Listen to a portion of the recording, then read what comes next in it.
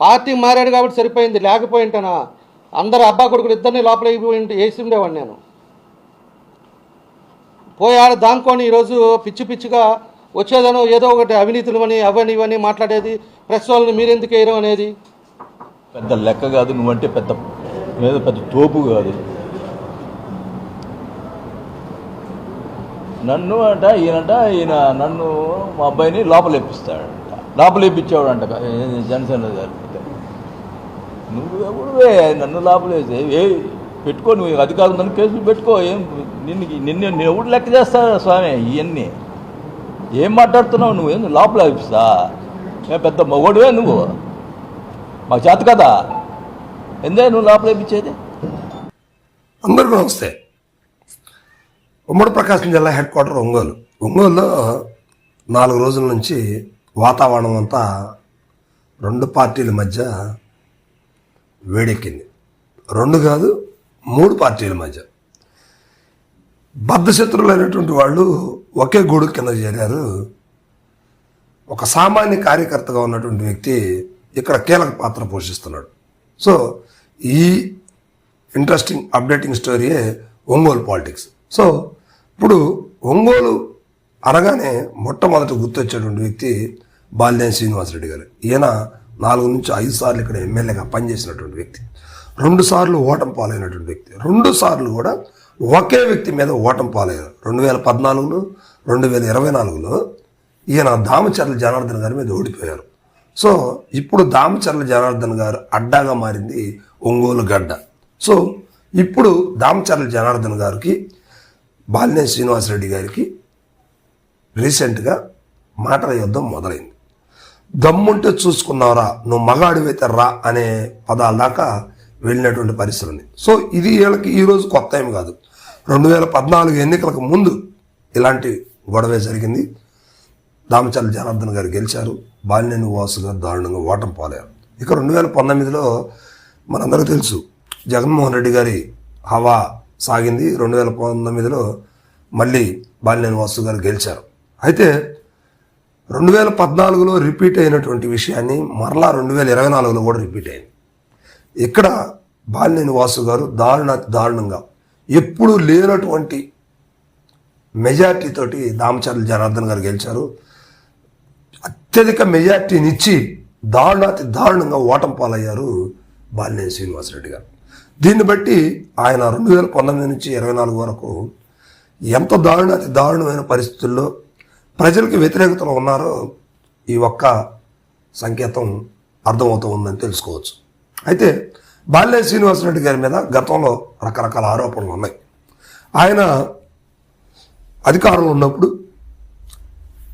ఆయన కుమారుడు ఆయన కలిసి చేసినటువంటి దందాలు కావచ్చు, భూ కబ్జాలు కావచ్చు, కోకొల్లగా ఉన్నాయని చెప్పవచ్చు. అయితే ఇవన్నీ కూడా ఆయన పార్టీ మారితే పోతాయా? ఆయన మా కూటమిలో చేరినంత మాత్రం నేను వదిలిపెడతానా? నేను చెప్తే ఇప్పుడు అరెస్ట్ చేస్తారు అంటూ నిన్న ఒక ప్రెస్ మీట్లో దామచర్ల జనార్దన్ గారు మాట్లాడారు. సో దీనికి కౌంటర్గా బాలినేని వాసు గారు కౌంటర్ ఇచ్చారు. నువ్వు అరెస్ట్ చేస్తావా? నీకు అంత దమ్ముందా? నువ్వు మగడు అయితే అరెస్ట్ చేసి చూపించు అంటూ చాలా దారుణమైన పదజాలం ఉపయోగిస్తూ వాసు గారు ప్రెస్ మీట్ పెట్టారు. అనంతరం అరెస్ట్ చేపిస్తాను, నీకు దమ్ముంటే నేను చంద్రబాబు నాయుడు గారికి చెప్తాను, నువ్వు పవన్ కళ్యాణ్ గారికి చెప్పు అంటూ ఇద్దరు రాష్ట్రంలో ఎక్కడా లేని విధంగా కూటమిలో రచ్చరచ్చగా జరుగుతున్నటువంటి పాలిటిక్స్ ఒంగోలులోనే జరుగుతుంది. ఎందుకంటే వీళ్ళిద్దరూ గత 15 నుంచి 20 ఏళ్ళగా బద్ధశత్రువులు ఉన్నటువంటి వ్యక్తులని చెప్పుకోవచ్చు. మరి ఇలాంటి వ్యక్తులు ఇప్పుడు ఒకే గూడు కిందకి చేరి ఒకే నాయకత్వం కిందకి పనిచేయాలంటే కష్టమే కదా. సో ఇప్పుడు బాలినేని వాసు గారు జనసేనలో కీలక పాత్ర వహిస్తున్నారు. ఇది మనందరికీ తెలుసు.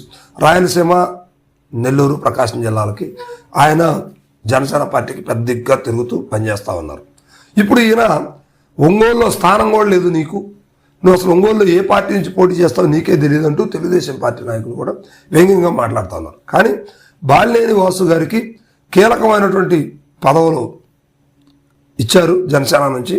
సో దీని ద్వారా ఆయన జిల్లాలోనే కాదు పక్క జిల్లాల్లో కూడా చక్రం తిప్పడానికి అవకాశం ఉన్నట్టు జనసేన మాట్లాడుతూ ఉంది. అయితే పవన్ కళ్యాణ్ గారు గతంలో మనకు తెలుసు ఈయనకి ఎమ్మెల్సీ ఇస్తారు, మంత్రి ఇస్తారు అంటూ రకరకాల వాదనలు వినిపించాయి. సో ఇప్పుడు అవన్నీ కూడా ఏమైపోయాయి, కనిపించలేదు. ఇప్పుడు ఆయన పరిస్థితి అగమ్యగోచరంగా ఉందా అంటే మీరు ఒకసారి కామెంట్ చేయండి.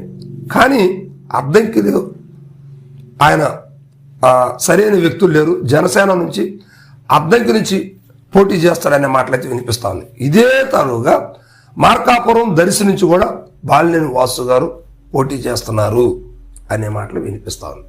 కానీ ఇవన్నీ వినిపిస్తూ ఉన్నాయి. కానీ నిజానికి ఇక్కడ ఆల్రెడీ కూటమి పార్టీ తరపున బలమైన నేతలు లేరా? ఇప్పుడు దర్శి అంటే అక్కడ వైఎస్ఆర్సీపీ గెలిచింది, బుచ్చపల్లి శివప్రసాద్ రెడ్డి గారు గెలుచున్నారు. అది కూడా స్వల్ప ఓట్ల మెజార్టీతో గెలవటం జరిగింది. ఇక్కడ గొట్టిపేట లక్ష్మి గారు బలంగానే ఉన్నారు. పైగా ఇక్కడ సిద్ధారాఘవరావు గారు టీడీపీకి మరలా ఇన్ఛార్జిగా రాబోతున్నారు. ఒక పక్క జనసేనకి మత్స్యెట్టి వేణుగోపాల్ గారు రాబోతున్నారు.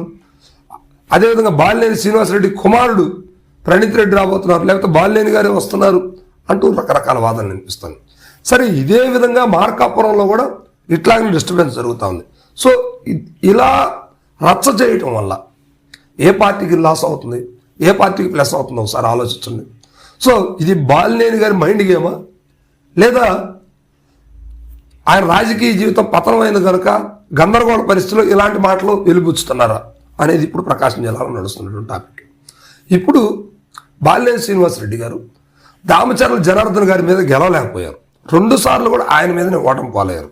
పైగా ఎన్నో ఏళ్లగా ఒంగోలుకి సిట్టింగ్ ఎమ్మెల్యేగా పేరు చెప్పగానే గుర్తొచ్చేటువంటి వ్యక్తి, ఒంగోలు అంటే బాలినేని, బాలినేని అంటే ఒంగోలు అనే పేరు తెచ్చుకున్నటువంటి వ్యక్తి 2సారి ఓటమి పాలయ్యేసరికి ఆయన తట్టుకోలేకపోయారు, పార్టీ మారిపోయారు.